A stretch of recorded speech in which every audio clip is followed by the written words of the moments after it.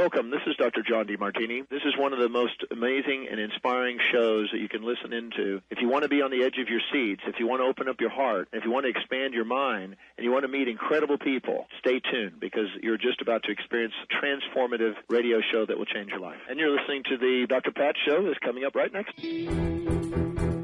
Welcome to the Dr. Pat Show. Talk radio to thrive by. Powerful, inspiring, and coming to you live, bringing you stories of people like you and me, busting through and living life full out. Get ready to dare to wonder what your life would be like if you knew you could not fail.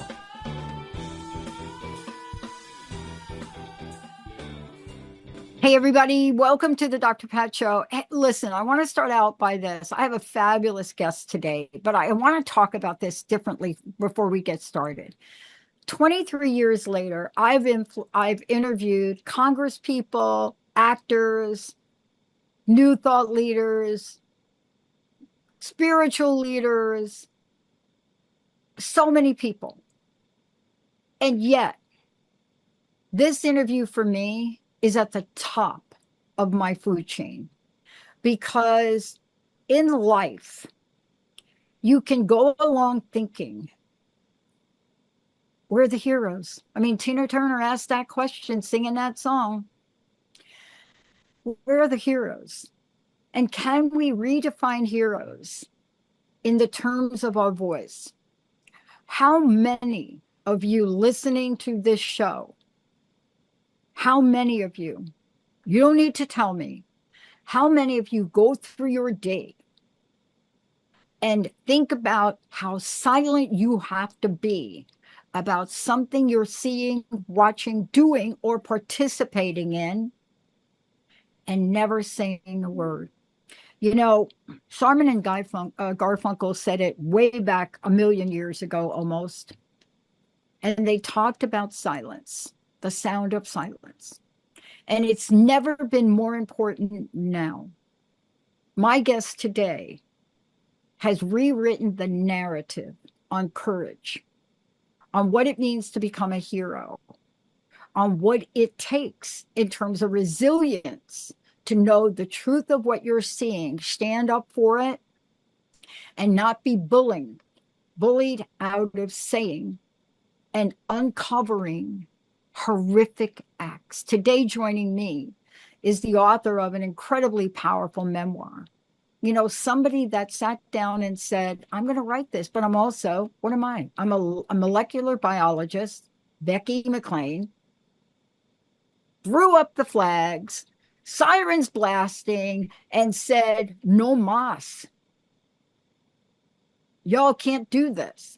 Now, Becky wouldn't say it like that, so you're going to hear from her today, because when you become what they call a whistleblower, when you become that person that speaks up, you may save lives.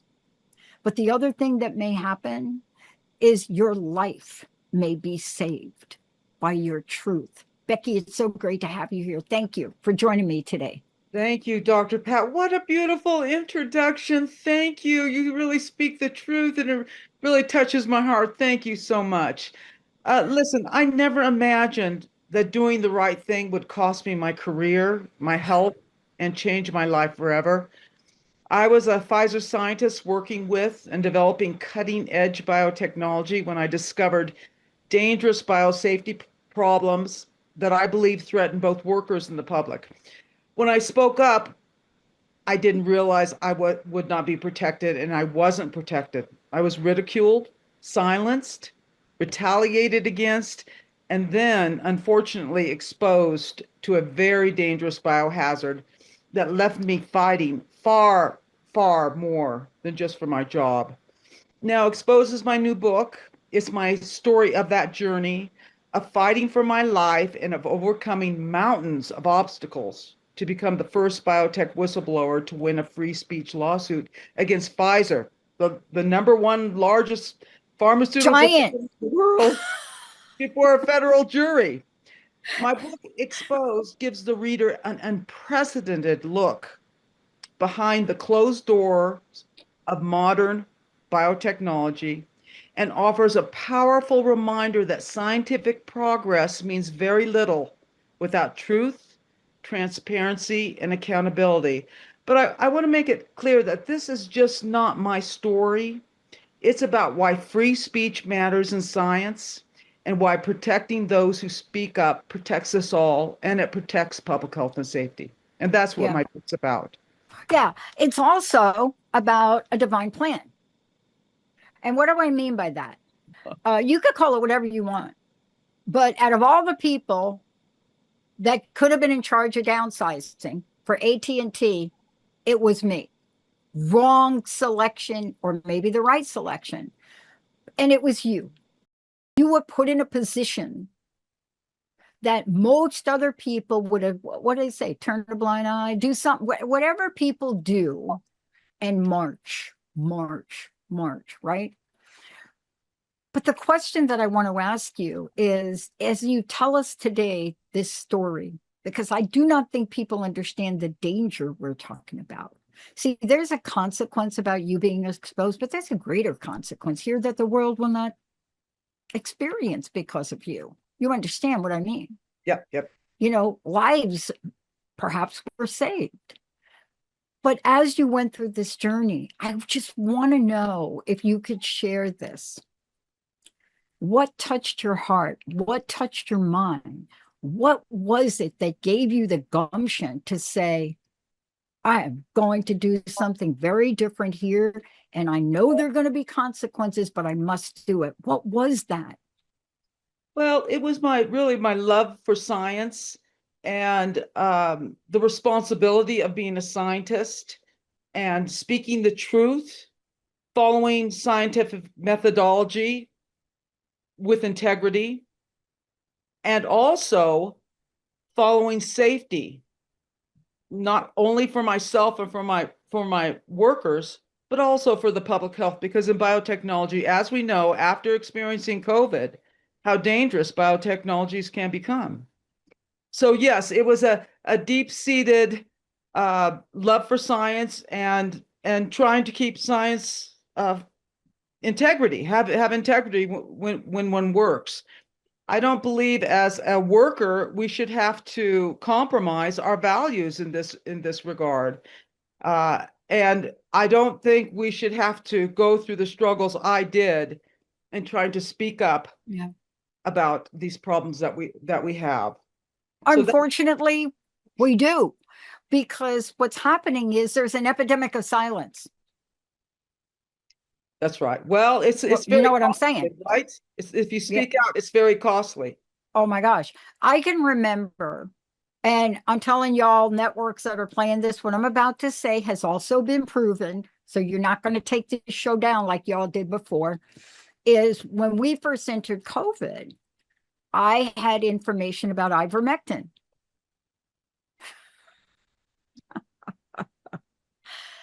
Cost me an entire social media channel. Oh, sure. But then I did get it restored because shortly thereafter, the solutions came up. Also, I'm an advocate for Lyme disease, pulling back the real curtain behind that thing. But as you move forward, can you imagine, if you could, Becky, can you imagine what your life would have been like if you didn't do this? See, that's what I want to know. Have you ever thought about that? Have you ever said to yourself, oh my goodness, what if I didn't do this? Where would I be now? Well, the issue was it wasn't only standing up for integrity. Once I was exposed to the biological agent, I became so ill that I really could have died. And the company would not give me my exposure records. So that was also another to keep me in until I could try to find out what they had exposed me to. And it ended up them claiming that trade secrets superseded my rights to exposure records. Could you imagine? Now, if the public is exposed, if a release from a biological biolab happens, do you think that trade secrets is going to supersede their right? They will. It's just the laws are so against the public. The laws are so against workers. It's just it's very dangerous what's going on now. Oh, I know, because my own journey with Lyme disease almost killed me, except for the fact that I ran into a naturopath and we took a journey, and I started to do, honestly, 6 months after I started this in 2004, I came down with a mystery disease. But the journey I went on was the foundational piece for this and the network. But it also allowed me to talk about things people were not talking about anymore. Yeah. You I'm know, right? I'm You see what I'm sorry you saying? suffered with Lyme's disease. That is so serious. I'm And very it should be fortunate. a public health and safety issue. And they're downplaying it like it's nothing. Oh, we're not done yet. So maybe you want to join me at a later meeting to talk about this, because hello, the numbers coming out from the CDC still are the same numbers they used 30 years ago. But don't get me started on that. What I Yeah. want to say about your book, okay, look, we call this a memoir. I want people to know, let me explain this. This is a story written in the context of conversations, events that took place. I want you all to know this. They're based on personal notes, legal documents, right? Recollections, every word in here, every piece of documentation. Let's not forget, Becky, you're a scientist, so I can only imagine the detail you went to. But we're looking at it as a system too. You see, it's easy to say one thing went wrong. Like maybe my boss was just a crazy you know what. But no, it was the entire system that was willing to take jobs away. Nowadays, you can do it at will. But back then, 29 years, 11 service, you're fine. Well, long story short, transferred her to AT&T, and she got her month and she got to retire. But there's something that takes over us. Can we talk about this for a minute? Because this is the courage that I want us to instill back in the world. I read your book. It was hard for me because I could see people in that mode. I could see myself. Your book to me is not just a memoir. It's an invitation. So I'd love for you to talk about it. The invitation I'm speaking about, Becky, it's an invitation for people to find their voice again. Right, right. And that's one of the reasons why I wrote the book. It's interesting. The book is divided into 3 sections. The first is about biosafety. The second is about the conflicts of interest in the system that silence whistleblowers. And the third is a legal battle. And it's free speech legal battle. But my free speech was limited by the judge in my free speech trial. So that is another reason why I had to have the voice to write the book, and so the entire story could be told. Because again, this story is not just about my suffering to becoming a whistleblower and breaking through that. It's about public health and safety, and about the integrity of science, what's going on behind the closed doors in the laboratory. I'm reading some of this just to make a point. Okay, so I'm going to apologize in advance if I take something out of context, but I'm hoping you're going to bring it into context. So I'm reading this, and I'm looking at the beginning of the book, and there's an example or story of something in a Coke. Oh, right? Coca-Cola. Yes. And I had to read that page 4 times. It was shocking, wasn't it? It shocked me because this is a story that needs to have a movie. Because I was like, my eyes opened. Yep, that's what a lot of people say when they read the book. They have no idea. Well, because there's no other book that opens the laboratory doors for the public, and you can see what's really going on inside the laboratory, and how the culture of biosafety is really not in the interest of public health. So, yeah, you're absolutely right. Absolutely. And look, I don't think you know this about me. I work for Bell Labs and then Bellcore for almost 25 years. I missed that 6 months. I work with the top scientists of the world, Class A labs, right? The kind of labs that you don't even breathe in when you walk in them. And I watched people fight not to compromise what they were building in our new facility. They fought for years to make sure things were done right. But there were moments in time where they thought about not doing it right. So I want to ask you this question. There's a message here for people. They're going to be able to read the book. They're going to be able to be shocked just by the chapter titles. But there's a message from you to the people listening. Take us through what you've learned, how you've changed from this experience, and what you want people to stand up for. Okay, super. Well, what I learned was that I was really naive. Okay. You're going to read the book and you're going to think, oh, come on. But I really did. I thought, and I really, science is beautiful. It's almost sacred if it's done with integrity, following the principles, with truth, with transparency, and with being ethical. And so my whole world view was broken. As you read the book and I experienced these horrible things that really the scientific community doesn't give a darn about us. It's all about big money. So I find out it's all about big money. Even academia, who we give $60 billion a year to work on our behalf, we've lost our advocacy.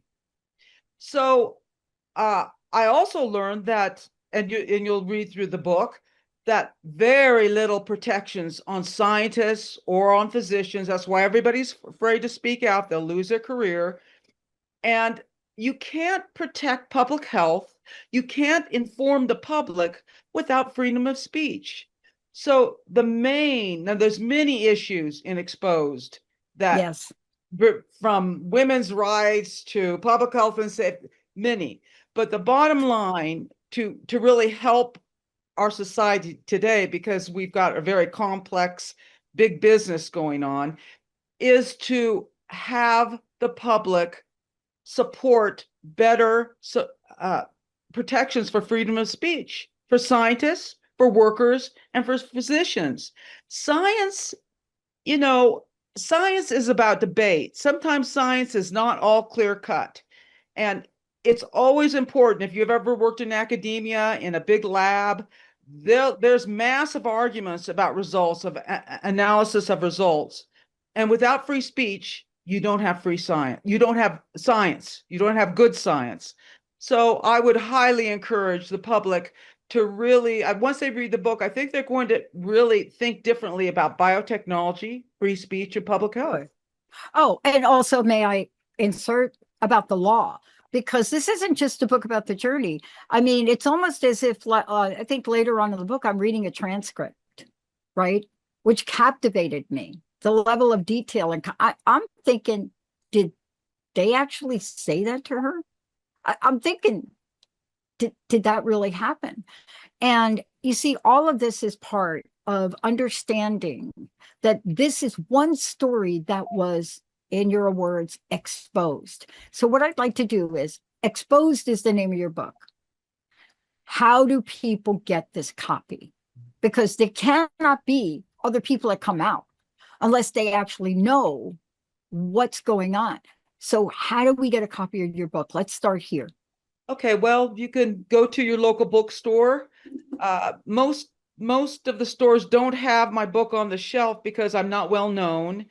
So you can order it through your bookstore. You can order it directly from Amazon. You can order it by Audible, digitally, or a real book, a real hard copy book.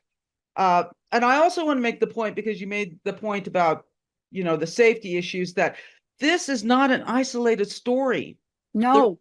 The reason why the book is so important is because it outlines why, having millions of people working in biotech, you only hear my story. Do you understand why you only hear my story? It's happening in with other injured workers, with other workers. I've met them, I've spoken to them, but the legal system crushes them. So that's another reason why my book is very, very important. Yeah. that it gives a big picture of what's going on Yeah. within biotechnology and how they're trying to control and so the public can't understand what's going on inside the laboratories. Yeah. I have to tell you, I love that you're talking, I love systems because you see, like you, I didn't have a legal recourse, for myself, but I went on to study what happened for 10 years. I actually got a doctorate. I mean, I got you and I are sitting here as we got these credentials and things like that people may not realize. But I had to go on because that was going to be the only way, was to work hard, get it published, win awards for the research, so that even to this day, that research is being cited, mentioned, quoted. Why? Because for me, I knew that the system was not going to change by my one act of losing a job. But in your case, you're not known yet. You're not known yet. This is not an isolated case. My scenario with that company set a precedence for every other company that came thereafter to downsize. Now, Fantastic. that's my opinion. They just were going to continue to fire people at will. And every time I bring it up, people say, oh, that's just employment at will. Okay. But in your case, who's looking out for these scientists, Becky? That's right. Who? That's right. That's why it's so difficult. That's why it's so easy to censor people. Um, it's a major problem, and it's a major problem with our scientific leadership allowing it to happen. We are in big trouble these days that no one knows the truth anymore, and it's well the truth of what's being said on the media or whatever. You know what I'm trying to say. Uh, so it's we have to make some changes, and I hope there's someone somewhere will step up to the plate and make science have a little bit more integrity. Yeah. Yeah. And what we're talking about here is what you've done to set the bar. And for people that are listening, I will tell you that, as you roll through the book, there's a chapter that's called The Fight Continues, right? Because what we're doing here is we're part of the fight. Because both of us know people. I know somebody in a very similar situation that didn't speak up, and asbestos caused some serious problems, right? Now, that's a whole different show. I'm not authorized or knowledgeable to talk about it. But my personal experience of watching my friend go through that, my friend's dad, and not having a voice. So this is not isolated. So where do we go from here, Becky? Where do we go from here? Well, I think the more that my book gets exposure to the public, I think the public will understand a little bit better. Right now, people just don't understand what's going on. Uh, hopefully some lawmakers can make some changes. Like I said, the first thing that's important is to get free speech in the public arena regarding biotechnology with scientists and with physicians. But also, one of the problems is workers, when they're injured, most of them are forced to sign non-disclosure Yeah. agreements. And I've spoken to several of them. Now, why would the legal environment protect companies when their workers have been injured and the public then cannot be aware of the injuries occurring or why they're even occurring? So that's another thing. Hopefully there can be some legal changes to make NDAs illegal for all workers that are injured or workers that speak up regarding safety or public health and safety. I'm not an attorney. I'm not a lawmaker. I'm not a politician. So I don't really know how this will end. I hope as a populace, as a public, will start speaking out, especially after COVID. People should realize how dangerous this can be, and not only for your health, but for our society, for our economics, for it. We know the effects of what happened at COVID. Yeah. So Yeah, we do. I Yeah. don't think we should underestimate any of No, this. no, because I was in the state of Washington, very close to Kirkland, the nursing home situation. And while I am not an authority or don't have facts, the water cooler conversations about that. And, I wonder what holds us back for reporting earlier. I read at the end of the book that there have been no changes in biosafety oversight. None. I, I, I. None. You have to give free speech. You have to give workers, people, the problem with the media paints workers like they're out to get money or they're just out to, that's not the case. No. Workers want to be proud of their job. They want to be responsible in their job. And there's no protections to speak out. So we need, if without protections for the workers, the public will not be protected. So all this media about how bad the workers are, without protections for the workers, you won't have protections for the public. So I think just changing that narrative would be helpful. So and things Yeah. are so different now because unions are so weak now. They're really, Yeah. so the public's going to have to pick it up because unions won't do it. And there's no unionization really of biotech workers. But the unions are just so, legally that it's hard to even get a union formed because the legal apparatus comes after them. Yeah. So the public has to pick up the pieces and start calling their senators or congressmen or doing what they can do. Yeah. And I hope my book, the first thing is to read the book because you'll understand a lot better about the problems that are occurring in this arena. Yeah. And you walk us through this as if we were there with you. And that's what's so brilliant about the book. Yeah. And I want people to know that, they get to be part of a conversation that you have had, and they get to put themselves in the same boat. What if I heard that statement in court? I mean, what if that was what did they just say? And that's the only way to do it. You're iconic and courageous for coming out. And I do hope that somebody picks this up and creates a movie about it, because that is the next step. That is the next vehicle to really taking this beyond this. But we're going to do our best to get the word out. One last question. What's your personal message?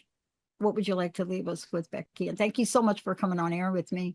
Yeah, well, my personal message to you is thank you so much. I think your show is wonderful. I appreciate the support. People like you, we need more people like you that are empowering people with positivity and getting the word out so we can make good changes in the world. So thank you so much, Dr. Pat. I really appreciate it. Yeah, and I hope you will come back. You. I hope you'll come back. I know we set this interview up, but we have much more to talk about, and I hope you will come back. Okay. Thank you. So much. And for those of you out there, the book is called Exposed. Really, you can get it anywhere, but just go ahead and Google it, because this is a book, especially if you're a mom, a dad, a family member, a worker.